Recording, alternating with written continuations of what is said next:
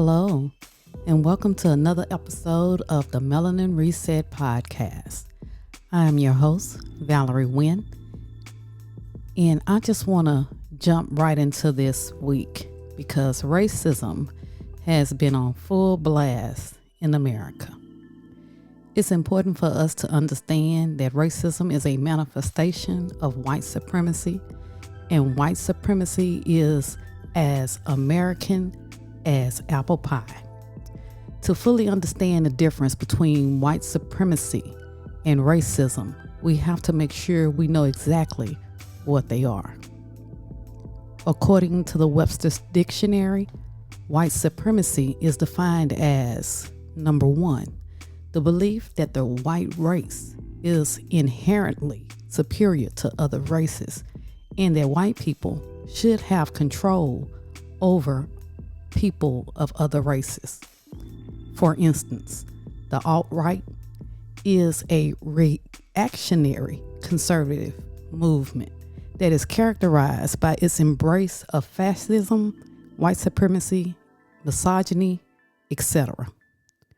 The second definition of white supremacy is the social, economic, and political systems that collectively enable white people to maintain power over people of other races.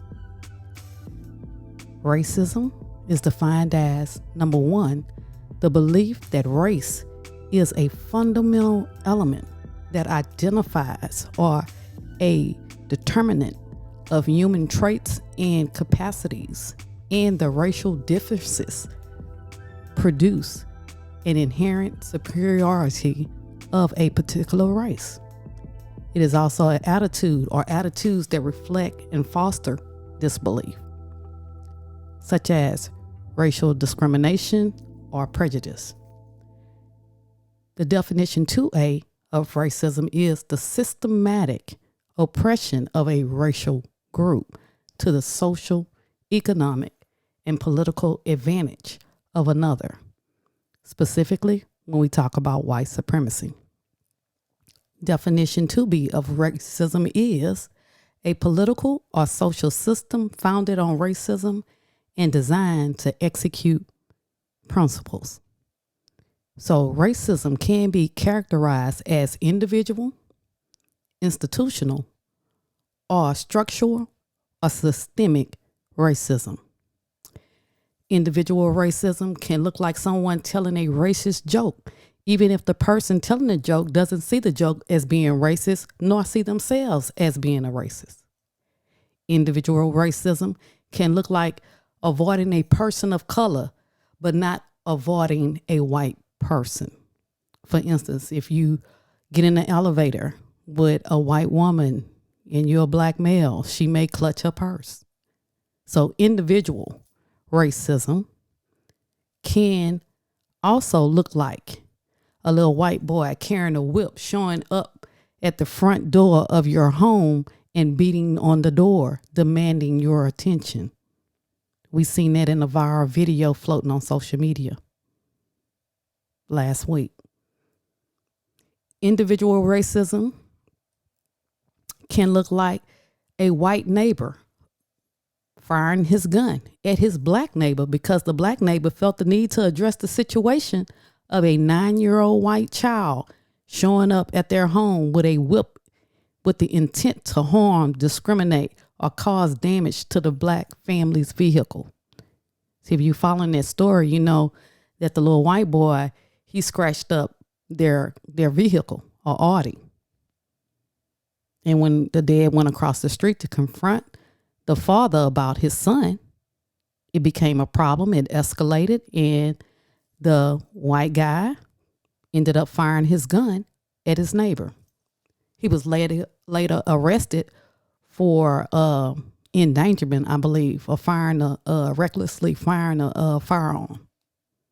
So individual racism can look like that, but we do understand it is a overall and broad spectrum.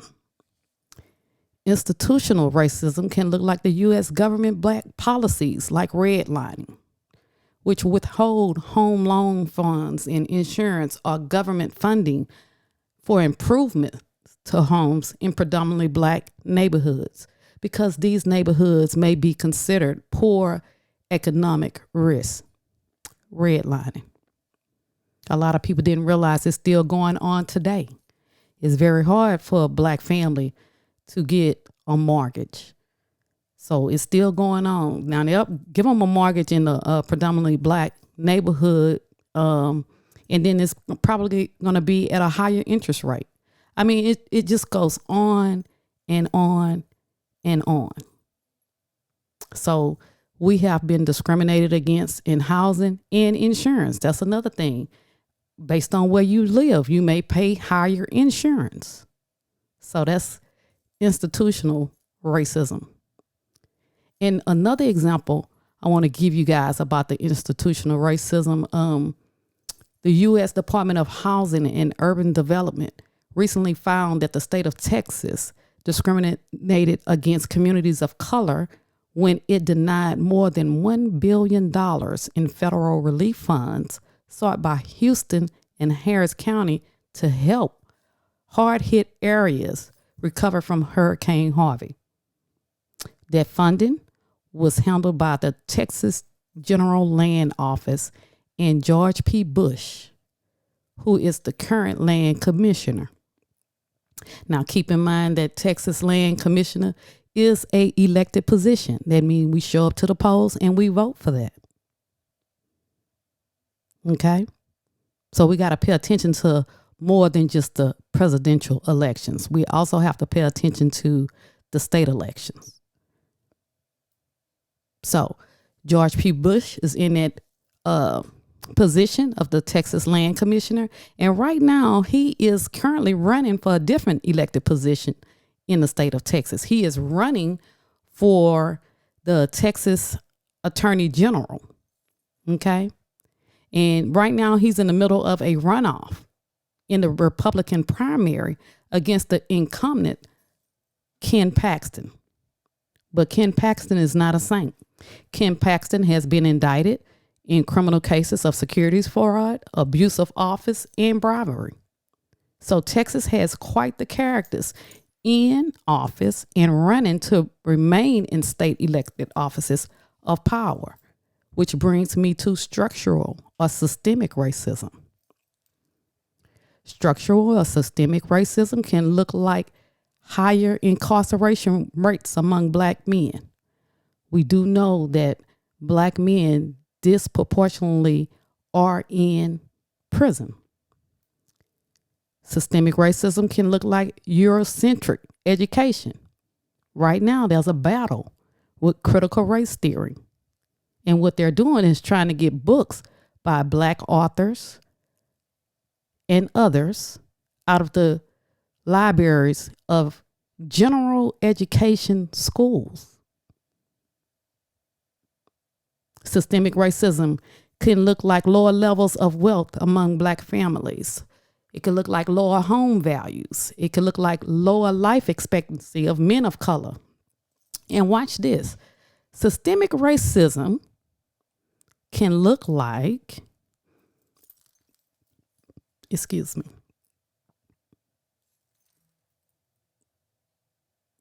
Systemic racism can look like the ability of law enforcement to be able to take into custody white supremacist mass shooters without incident after they have intentionally committed heinous murders of black people. Case in point, the Buffalo Massacre. An 18-year-old white man who is a self-proclaimed white supremacist drove over 200 miles to a predominantly black neighborhood grocery store and unleashed domestic white supremacy terrorism on black people. He killed 10 people and wounded 3, and he was taken into custody alive. In 2015, and I'm only going to use so many examples, another white supremacist entered a predominantly black church with unexpected black parishioners. He sat through Bible study and prayer. He was in there with them, and he killed 9 of them. His name is Dylan Ruth, and the police officers took him to Burger King to grab a burger after he executed 9 African Americans in their church. That's not all. In May of 2020, George Floyd was murdered by the hands of the police when the police officer Derek Chauvin kneeled on his neck for more than 8 minutes with the assistance of 3 other officers. They murdered him in broad daylight over an alleged counterfeit $20 bill. But they're able to take white supremacists into custody without incident. Kim Potter on the highway say she thought she had her taser and she shot Deontay Wright on the side of the road. Killed him behind a traffic stop.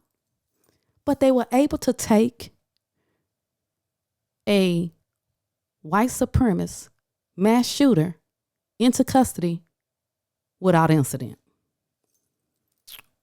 Okay. Y'all do understand that the George Floyd murder execution prompt what we call the summer of 2020 Black Lives Matter protests all over the world. The racism in these instances are glaring, and there are countless other forms of racism and white supremacy I can point out, but time doesn't permit me to. But like I mentioned before, racism is a manifestation of white supremacy. They go hand in hand. Racism is an ideology, which is a manner to the content of thinking characteristics of an individual group or culture. That's just their belief system. White supremacy is a system that is projected into political parties, the media, the education system, the banking system, etc. White supremacy is rooted in what is called the Great Replacement theory. Now they say there's only one theory, one of many theories of white supremacists, but that's the main one. That's the main one that causes all the terrorism. The Great Replacement theory. They are afraid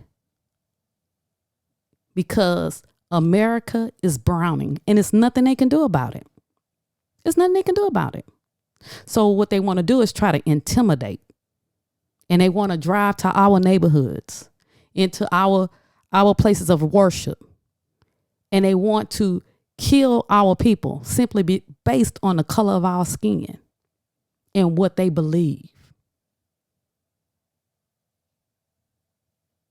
So the Great Replacement theory is basically believing that white Christian Americans are being replaced by black people, non-white immigrants, and other people of color for a political agenda or political gains and economic power. So here we are 2 years after the murder of Breonna Taylor, who was killed while she was home sleeping. They busted in her house in the middle of the night, and I'm talking about the police, with a no-knock warrant. And they killed her because they was recklessly firing their guns. But we talking about the police. Killed in her home in the middle of the night while she was sleeping. You know, we are 2 years after the murder of Breonna Taylor, the murder of George Floyd, the global movement for Black lives. And y'all need to just research that. Let me say that again. Global movement of Black lives. So you can understand exactly what it is. We're 2 years after all of this stuff sparked, and we're still facing domestic terrorism by white people in the United States of America. Like I said in my previous podcast, being black in America is dangerous, but it's lit. There is no other race that I would rather be. I love being black, and I love my black people. All of them. Every last one of them. From the ratchet to the sophisticated. Okay? I love black people. Being black in America is dangerous, but it is lit. We know our money nor our success can protect us from a deranged ideology. These people are evil to their cores, and we can't expect them to change. We have to stop saying, oh, if we just do this or do that, they won't do this. No, if they have their mind made up, they gonna come into your neighborhood and even into your home to try to kill you. That's what they're gonna attempt to do. And like I'm a big proponent of my Second Amendment right, just like they are. Just like they are. It was Ida B. Wells that said we need to have us a shotgun, basically, in our homes. Also, Harriet Tubman carried a shotgun. Okay? So I'm not against guns. It's our Second Amendment right. And they love to talk about their Second Amendment right. It's our right too, because America is our country too. So if someone has made it up in their minds that they want to come in and try to take you out based on the color of their skin, that is based on their deranged ideology of white supremacy. And only anti-racist education can do away with racism. But how many of you know or been paying attention that white people are basically fighting to have critical race theory removed from grades K through 12? Now, it's important for us to understand that critical race theory, or CRT, is not even taught in those grades. It's only taught on the college level, and is really only taught in law schools. It has never been taught in grade level education. However, the Republicans, the alt-right, and conservatives have jumped onto this bandwagon on taking books out of school because they teach empathy and equity. See, they want to say we equal, but when we express that we have the same rights as them, somehow or another in their minds, us having rights make them have less rights. And that's only in their minds, because it's simply not true. We are Americans and we have rights. And our right in the Constitution, because people love to say, well, the Constitution wasn't for us. And I'm not trying to get into that tonight, but that's why there were amendments to the Constitution. The 14th Amendment, that's our right. We have a right to be in this country. That's the right that gave us the right as citizens in this country. So the 14th Amendment is our right. And it goes along with all the other ones too. Okay? So these white people want to take these books that teach empathy and equity from different groups, marginalized groups. They want to take this out of the school because they don't want their babies, their white children, to feel uncomfortable. And to me, this is the crux of white supremacy. Because when the truth is revealed about America, they become uncomfortable and they don't want their kids to get uncomfortable. But listen, if black kids can experience racism, like the little black boy, I forget, I think he was about 11 years old. He lost one of his fingers because his white schoolmates decided to bully him, and the school really didn't do anything about it. And now that baby has lost one of his fingers. This was in last week's news. Because White people out here wilding. They out here wilding. And their kids are out of control. And they want to talk about our kids. No. Lil Johnny and them acting up too. So if black kids can experience racism, white kids can damn sure learn about it. And one thing we need to understand as black people, this country was founded on racism. Let's take a look at the world in American history from the early 1400s to the 1600s. In early 1400, black or African civilizations were thriving. See, that's the history they don't want you to know. But African civilizations, because see, African people were always civilized. But anyway, we have to learn our history. We have to teach that. Those of us who know it have to teach that. In the early 1400s, African civilizations were thriving, but American schools did not teach that. American history starts in 1492 with the arrival of Christopher Columbus and the beginning of colonization. In 1492 was also the beginning of the racial ideology, being that the colonizers committed violence against the indigenous people who were already here in America. Racism is as American as apple pie. In the 1500s, religious doctrines. Now, y'all need to really look that up because, see, a lot of religions got us sleeping around here. But in the 1500s, religious doctrines and laws began to take shape in the forms of attitudes and in practices. Now, keep in mind, the Portuguese slave trade from the coast of East Africa was established and in full force during this time. Those colonizers vilified African spiritual sciences and practices because we need to understand that African people, black people, had their own spiritual systems. And it was not Christianity as some of us have been taught.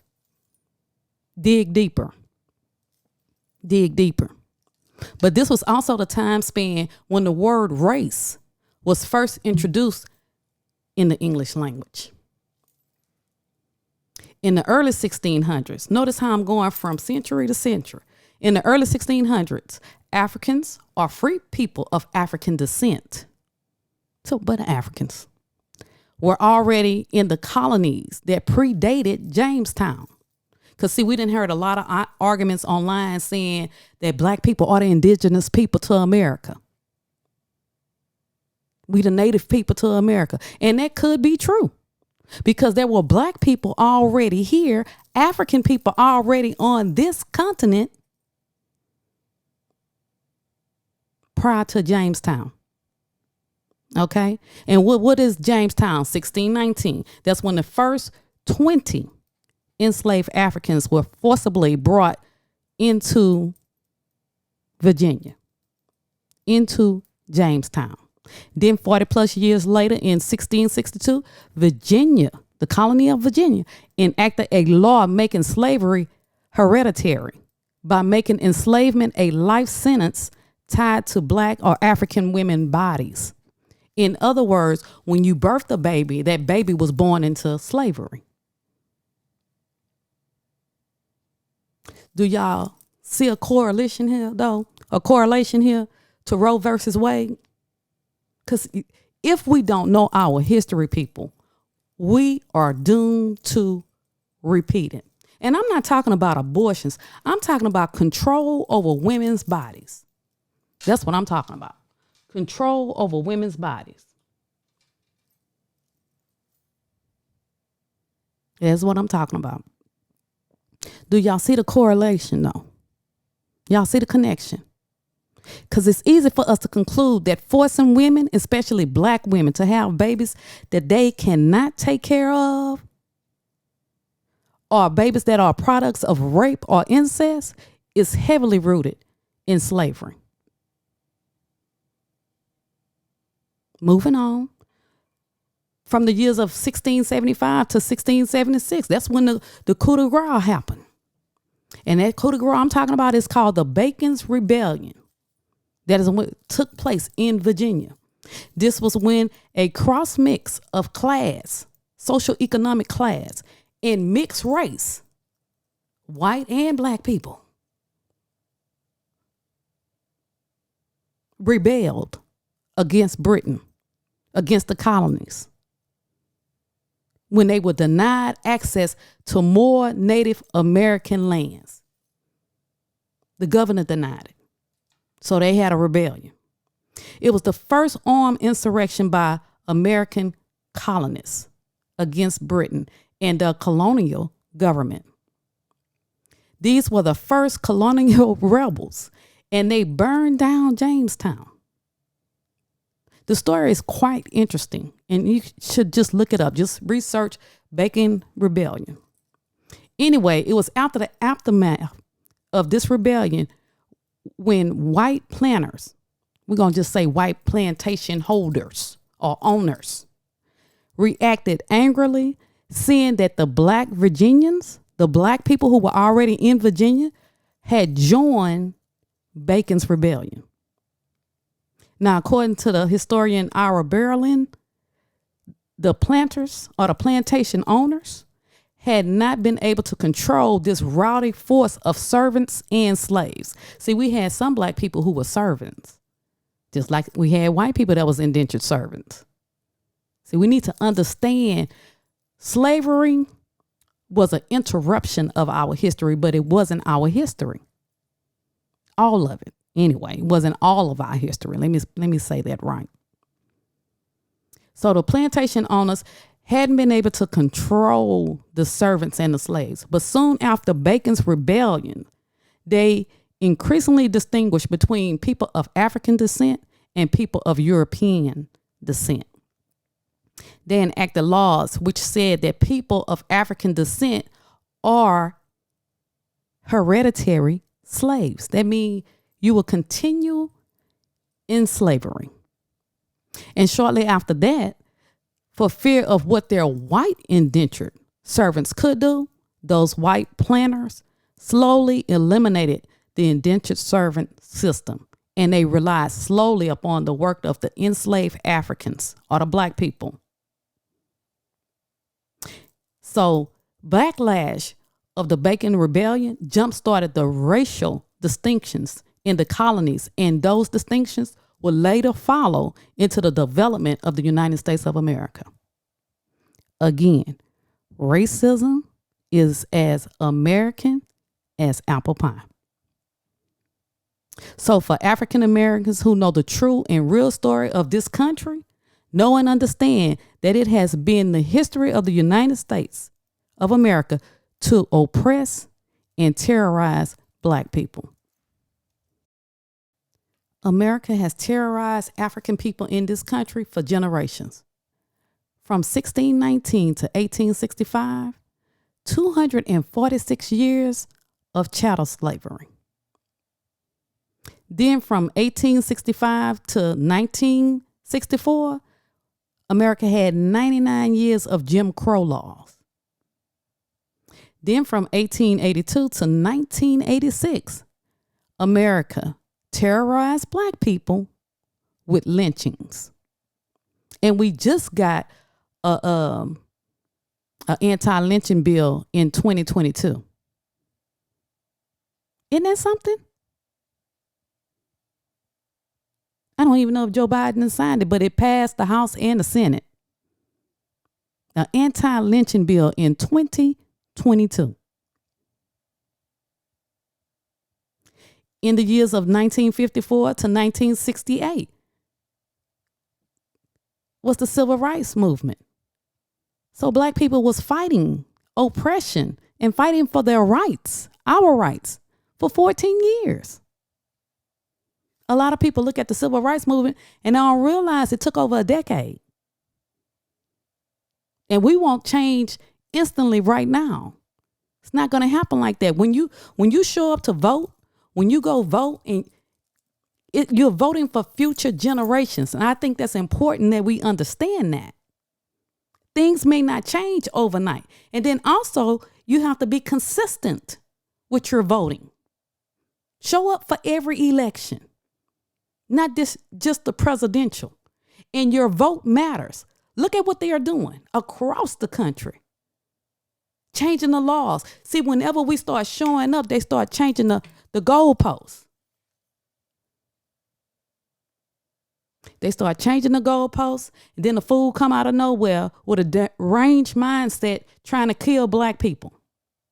So the more progress we make, the more they try to set us back. And they've been doing that since 1619. And that's over 400 years of oppression. But how many of you know that we're not oppressed? And that freedom is a mindset. It's time for us to take the mental chains off and the victim mentality off. Yes, there's racism. Yes, there's white supremacy. Yes, there's discrimination. However, you have rights too, and it's time that we start exercising those rights.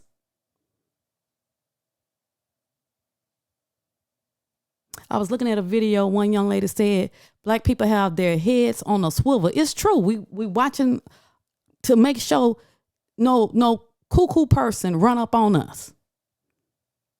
And that happened because of Trump.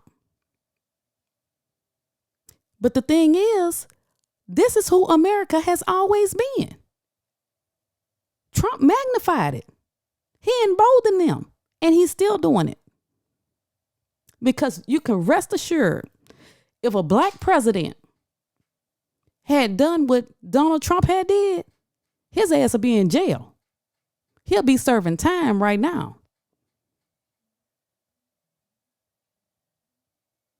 Those people who ran up on the Capitol, breaking in the Capitol and doing all what they did, if the majority of them were black, they would have gotten charged, just like the Black Lives Matter protesters did get charged in 2020. And right now they are winning millions in lawsuits behind police brutality that they faced all over the country. But quiet as it's kept, because white America don't want you to know that. So it's not on the media. But look it up. Google it. Right here in Austin, Texas, they had to pay Black Lives Matter protesters for stuff that happened in 2020, for things that the police did to these protesters. But Fox News will have you believe that those people that went up to the Capitol on January 6th were protesters and they weren't violent. And that is a lie. That is an outrageous lie. And yet, we have people here in America who are so brainwashed, who are so ignorant, that they are just falling for this mess. You know why? Because critical race theory isn't taught. Real history isn't taught in the American school system. And the way they have it set up, white supremacy abounds. That's why we got to teach our black babies at home. We got to make sure we give them the proper foundation.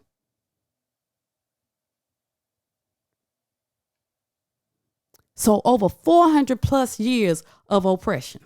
Because if they think they can get your mind, that's exactly what they're going to do. So to justify slavery, white people portray black people as subhuman. Y'all remember the 3/5 compromise, don't you? There's a senator out of Louisiana, I can't think of his name, talking about, the maternal rate is not that bad if you leave out black women. If you don't count black women, the maternal rate, death rate in their state is not that bad if you don't count black women. Now, guess who is dying from giving birth? More black women than anybody else. Medical apartheid. See, we got to understand what we're up against.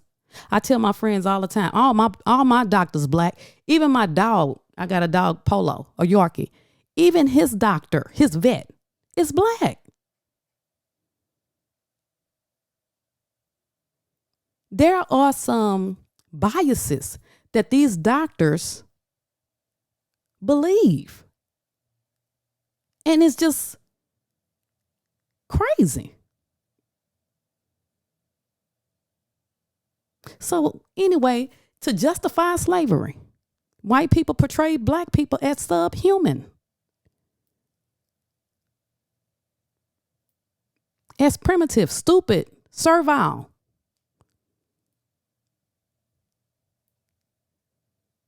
But how many of you know and you follow the signs and you understand that they have, what is it called? Neanderthal in them. Those are the ones that come from the primates. Those are the ones with the thin lips.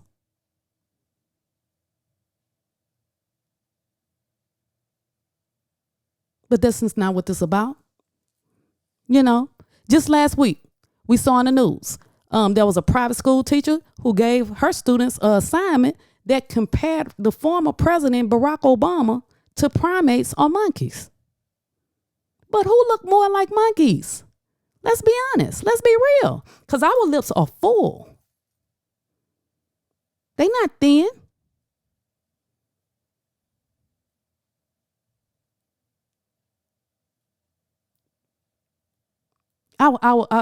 You know what? It just angers me so because we don't fight back against their definitions of us. We don't make the comparisons that we really need to be making. But that's not true because I'm making them right now. And I hope to encourage you to start thinking outside the box. And I hope it encourages you to start making some of those comparisons too. So to sit there and put the former president on a paper with primates and monkeys and things of that sort, that's a racist ideology. That's a mindset. To justify segregation, white people portray blacks as morally corrupt, ignorant, predatory, and sinful. Now, who that sound like? Do that sound more like us or do that sound like them? I told y'all about how these European colonizers stumbled upon this country. And we all know the violence and the atrocities they committed against black, indigenous, and other people who were already here. People of color. We know what they went in Africa and did. So we should understand this is really a projection when they make claims like this of who they really are. And before y'all come for me, I know all white people are not like this. So don't come for me. Don't come for me. I know there are historians. There are anthropologists who don't mind, who are white, and who don't mind telling the truth about our history and about the science, about the geology, about the migration, about all of that. So before y'all try to come for me, no, all white people are not like this. But there are too many who are like this and too many who are silent when it comes to the issues of race and racism.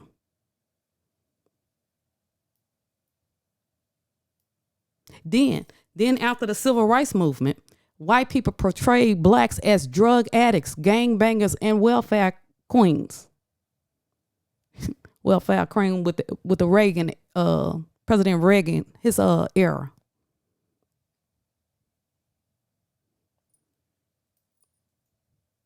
Now they floated dope. The government floated dope into black neighborhoods in the 80s. They pushed all that so they can paint that narrative. But when you look at the data, when you really look at the data, even when you look at the data to this day, you'll see it's not us. And it points to them. But perception is everything. And whoever controls the media controls our perception. Because we're always looking instead of reading. You know, they used to say, if you want to hide something, if you don't want black people to know something, put it in a book because they won't read it. When our ancestors were enslaved, they couldn't read. And now y'all have the freedom to read and only want to read the Quran, only want to read the Bible, don't want to read nothing else. Anyway. So the data points to them. So all of this projection that they do does not define who we are. It defines them. And it's not lost on me that more white people tried to interject themselves into the conversations that we were having about Will Smith and Chris Rock. Then they tried to interject themselves into the conversation of us asking, why did this crazy white man go to Buffalo and kill people, these black people? Why did he drive 200 miles into a black neighborhood that is basically a food desert because that was the only grocery store there to kill these people? They silent. But you know, it was Martin Luther King that said, your silence is complicit. Anyway. Inherent racism. That's just the way things are. That's an inherent racism. Then there are some people that love to say, well, African Americans, black people can be racist too. I was at my cousin's house and she has a couple of neighbors and I like them. That live across the street from her. It's a white couple. And when I started getting the inboxes about the Buffalo shooting, since they were there, they can tell I had a stern look on my face. It went from joy and laughter to all seriousness. And since they were there and they white, I asked the question. Why do they do this? Why do white people keep doing stuff like this? They didn't have an answer for me. You know why they didn't have an answer for me? Because they wasn't brought up that way. That's how I know it's an ideology. That's how I know that. It's an ideology. So we have people that love to say African Americans and black people can be racist too. As a matter of fact, when I was sitting there talking to the friends of my cousins, you know, he said, well, don't you think black people can be racist too? I said, they could be prejudiced. They could be bigots, but I wouldn't say racist. But then I thought about it. I say, well, I guess they could. I guess we all could be racist in one form or another if you're only talking about one definition of it that has to do with, you know, you just not liking somebody because of the color of their skin. But when we put it all into context and put it all into the meaning of what it is, it being systemic and institutionalized, then no, I have to disagree with that. And I subscribe to what my brother Michael Eric Dyson had to say on that. I subscribe to his viewpoint on that. I really do.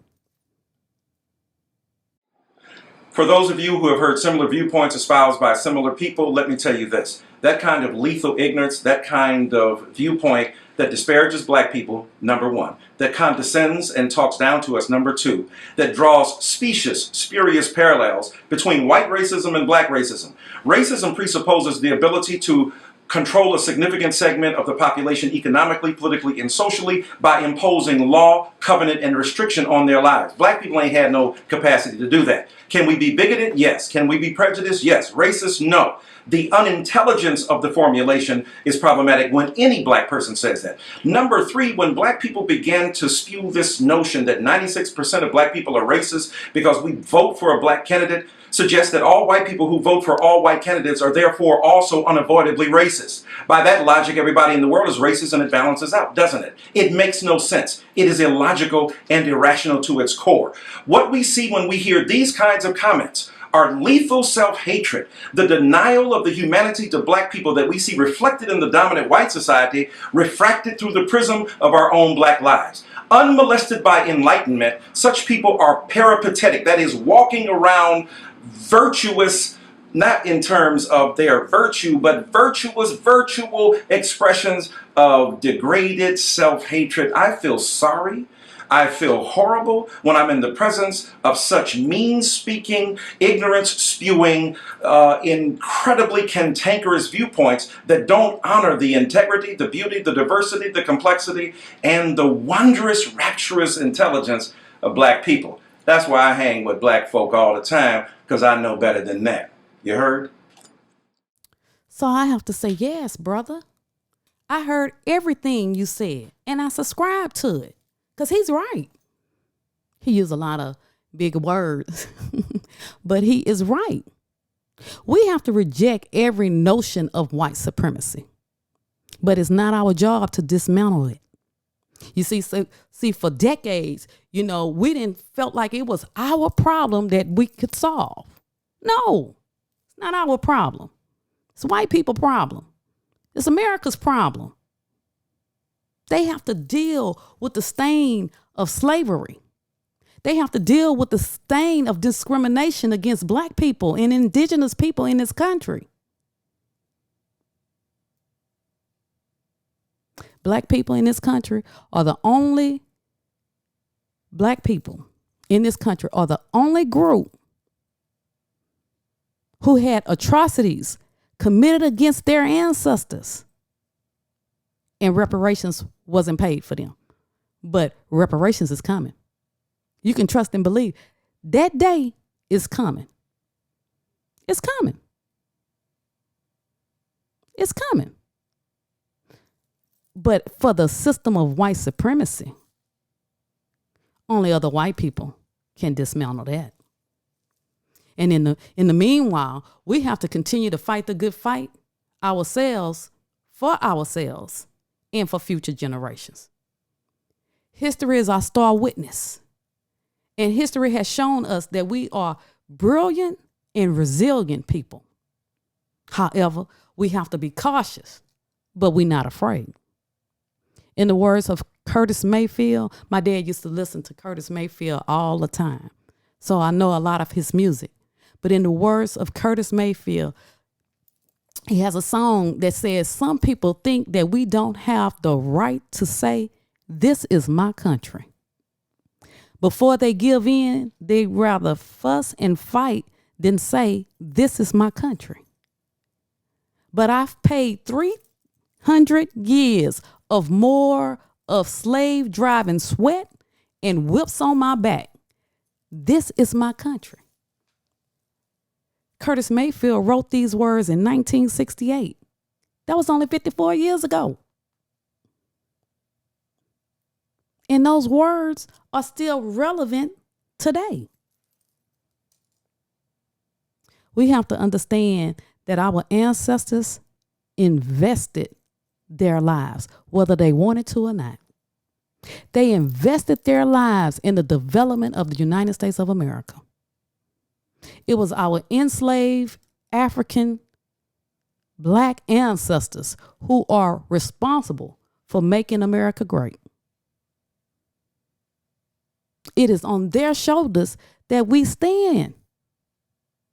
But one thing that white people need to understand is America owes us. And we're coming for everything that she has stolen from us.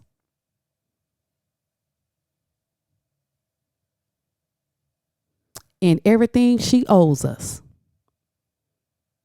Period. It was our ancestors who inspired America's creation. See, when you understand there was African civilizations before America even became America, you have to first of all, you have to accept that you're African. That's a lot of black people problem right now. You are of African descent, meaning you are African. Period. So it was our ancestors who inspired America's creation. They built it from the ground up and died fighting for it. Therefore, we have an obligation to reset the narrative of our history from our perspective. Nicole Hannah Jones started that with the project, the 1619 project. White folks are losing their minds over it too. Because it's the truth. It is the truth. So we have a duty to reset the narrative. Because see, the narrative that white America want to paint for black people is grim.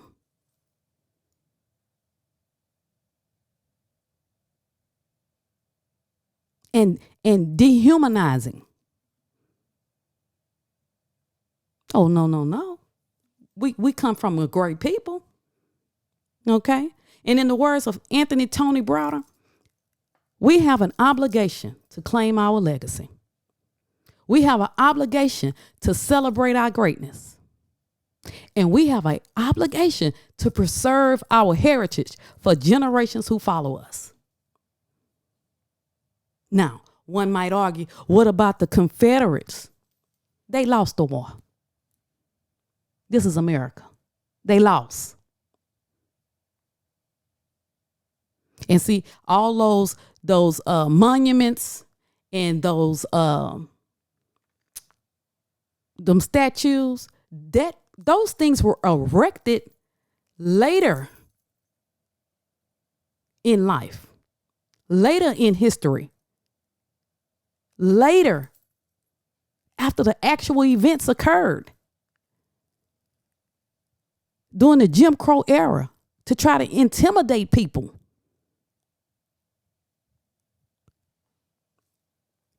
But like Anthony T. Browder said, we have an obligation to claim our legacy. We have an obligation to celebrate our greatness and to preserve our heritage for the generations who follow. We have to tell our stories. We have to tell our history because they will lie. The African proverb, and it's one of my favorite proverbs, the African proverb that says, until the lion writes his story or tells his story, the hunter will be glorified. Okay? So right now, it is time for the lions to roar. It is time to tell our stories. And one more time, because I love Anthony Browder. He said this. He said, we have an obligation to claim our legacy. Our legacy was stolen from us. And I wasn't planning on getting into all this. I just wanted to really talk about racism and white supremacy in this country. But we have to understand certain things. Our legacy was stolen from us. Our history wiped away. But we got our own scholars who have done the research from the continent.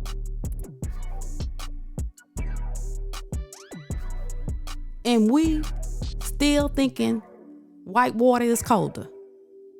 Black people, please wake up. Please wake up. Because we have a obligation to preserve our heritages for the generations who follow us. And with that being said, I'm done. Be sure to like, comment, subscribe, and share, and click the tiny bell to be notified for when a new episode drops. The visual podcast is available on YouTube, and the audio podcast is available on Apple Podcasts, Spotify, and other podcast platforms. Thank you for joining me. This has been the realest home girl, Valarie Wynn, and I will talk to you all on the next Melanin Reset podcast. Peace.